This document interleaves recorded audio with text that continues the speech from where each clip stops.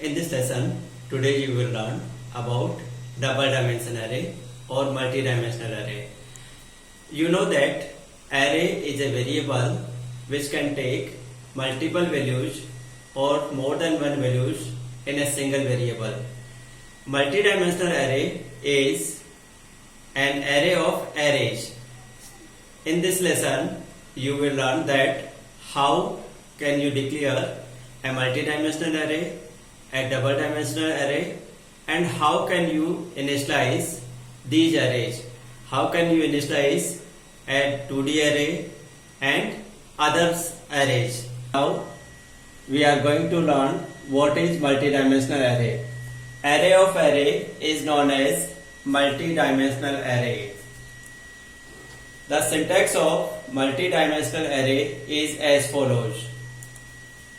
Data type, array name, then dimension 1, dimension 2 and dimension n. Size 1, size 2, size n, these are dimensions. We can use following syntax to declare double dimension array. Now we are going to learn how can we declare a 2D array. First we have to specify the data type, then array name and number of rows and number of columns you have to specify within the brackets. For example, int arr 5 and 3. Here int is data type, arr is the name of the array, 5 the number of rows and 3 the number of columns.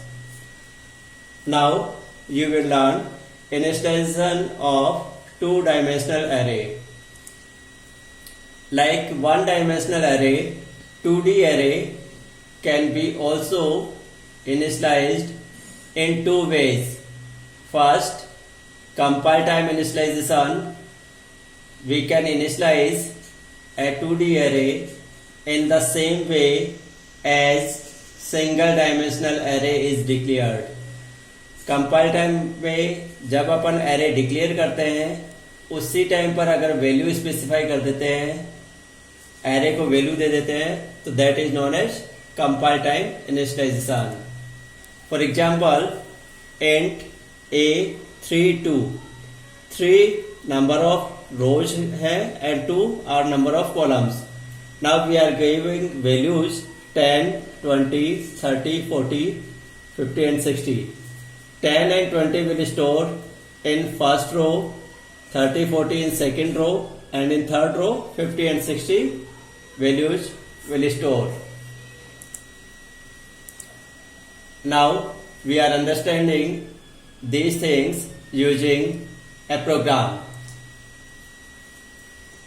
We are going to write a program to initialize a 2D array at compile time.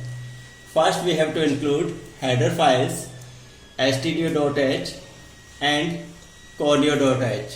We are already familiar with these files. Now we have to define main function. Here we are writing void main. You can also write int main. Now after opening brace you have to declare array int a32. This is the array and we are giving value at the time of declaration 10, 20, 30, 40, 50. These values must be enclosed within braces, and I and j are variables which we will use to write loops. First we are writing a loop I equals to 0, I less than 3, I plus plus. This is a loop for rows, and again we are going to write another loop for j equals to 0, j less than 2, j plus plus. This loop for columns. Now in this loop we have to print the values of array. Printf statement will print the values of this array %d. This is the control string, and here we are going to print value of aij. So it will print value of A0. Then control move to next station, J become 1. Then it will check J less than 2, yes it is. Then again it will print the value of 0, 1. A01 value is 20, so it will print 20. Now control move to next iteration, J become 2. Now it will check J less than 2. No, this is false.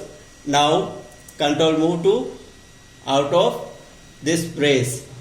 Now it will print backslash n, that means line will change, and control again move to outer loop. I plus plus I become 1. Now it will check I less than 3, yes it is. Now again it will come in inner loop, J equals to 0, J less than 2, yes it is. Then it will print the value of A10. At this time it will print 30.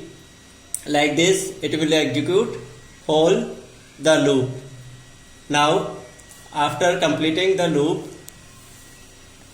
getch will hold the output screen, and after closing brace the program will get over. Now we will see what is output of this program. So it will print 10, 20, then it will change the line 30, 40, then change the line, and next row will print in next line 50 and 60, like this. It will print all the array.